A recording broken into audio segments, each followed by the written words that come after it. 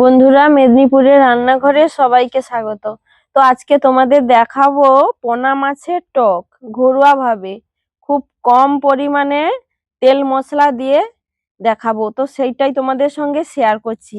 এই যে দেখো, পোনা মাছ আগে থেকে কাটা হয়েছিল, নুন আর হলুদ মাখিয়ে দিয়েছি।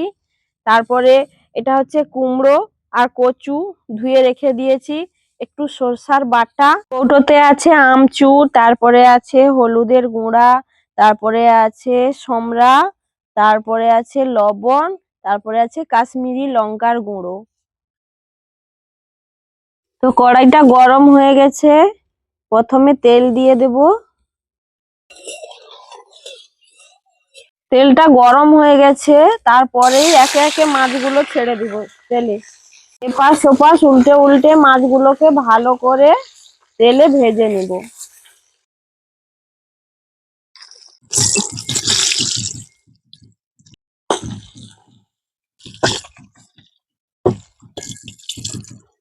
প্রথমে অল্প করে একটু পাঁচ ফোড়ন দিয়ে দেব, তারপরে হলুদের গুঁড়ো, তারপরেই আনাজগুলো, তার উপরে পরিমাণ মতো লবণ দিয়ে এইভাবে নাড়াবো।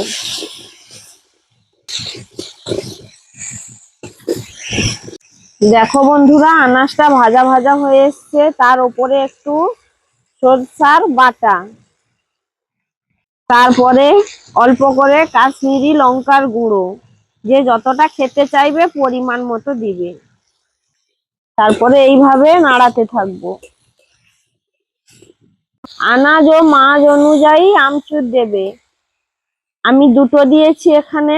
টক খেতে সবারই খুব পছন্দ, বিশেষ করে আমার শাশুড়ি মা খুব টক খেতে পছন্দ করে, সেই কারণেই দুটো আমচুর দিয়েছি, দিলে ভাতে মাখিয়ে খেতে খুব ভালো লাগে।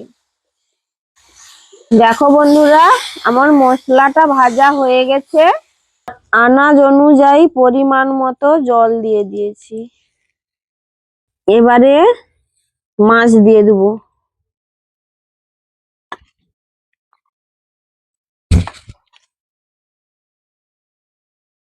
দেখো বন্ধুরা, টকটা ফুটে গেছে, আর দেখবো খুন্তি দিয়ে আনাজ, ওই যে দেখো সিদ্ধ হয়ে গেছে।